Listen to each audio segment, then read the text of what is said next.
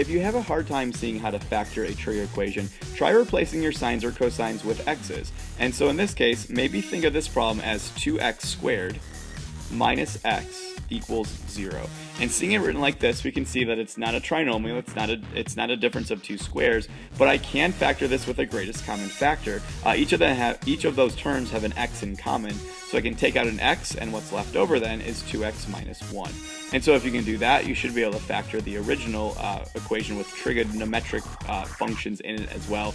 Just either go back and replace your x's with cosines, or looking at the original problem, hopefully it's pretty clear to see that each one of those terms have a cosine in them. So let's go ahead and factor out a cosine of theta, just like we factored out an x, and then what's left over is 2 cosine of theta, and then minus 1. Just replace the x's with cosines and you should be good to go.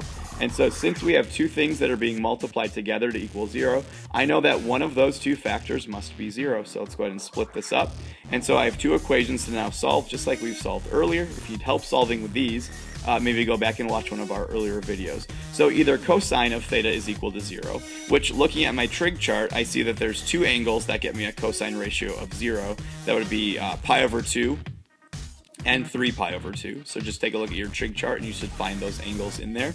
And then I'll solve this other side. It's a little more involved to solve, but shouldn't be too bad if you've been keeping up with what we've been doing this week. So I would want to solve that. Maybe that equation's equal to 0. So I'd want to add 1 over. And I'd also want to divide by 2, so I'm going to do both of those steps at the same time. Add the 1 over and then divide by 2, and so I want to find out what angle gets me a cosine ratio of 1/2. And so this is really no different than how we started this study of solving equations. And so looking in my trig chart, I see that the angle that gets me a cosine ratio of 1/2 is pi over 3. And so that may or may not be an answer. Really think of that just as a reference angle. This part should be really familiar if you've been keeping up with what we've been doing. And so I want to look for the two quadrants where cosine is going to be positive in, since we have a positive ratio. And so one quadrant is going to be quadrant 1, where everything's positive. And in fact, just measuring that angle then means that pi over 3 is in fact one of the answers.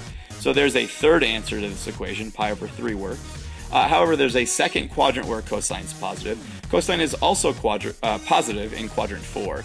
And so drawing a reference angle of pi over 3 right there, and then remeasuring all the way around this way gets me another answer, a fourth answer of 5 pi over 3. And so there's 4 answers that this equation has. Remember, it actually has probably an infinite number of answers. However, we're only looking between 0 and 2 pi. And so in that interval, those are the only 4 solutions we'll find.